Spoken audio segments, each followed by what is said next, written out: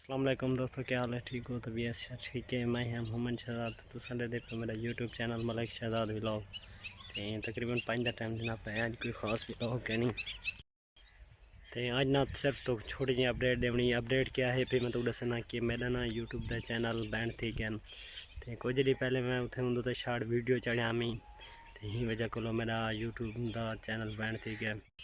तो फिलहाल उदों तक कोई मतलब वीडियो शीडियो अपलोड नहीं थी। तो मैं पता ना लगता, मेरा दोस्त पे अद्दा चलता है तो मैं बना तो दिता। तो मैं उदो गया वाला मैं गल की थी, मेरे को आख्या था ये ना बैन थी गया। तो बाकी अल्लाह खैर करे, मैं भी आया एक यूट्यूब चैनल पर।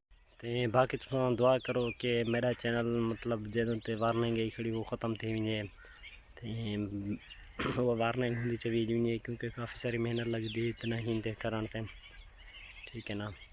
तो इंशाल्लाह वाला हूँ नवे ना चैनल बड़े भी मैं वाओ मैं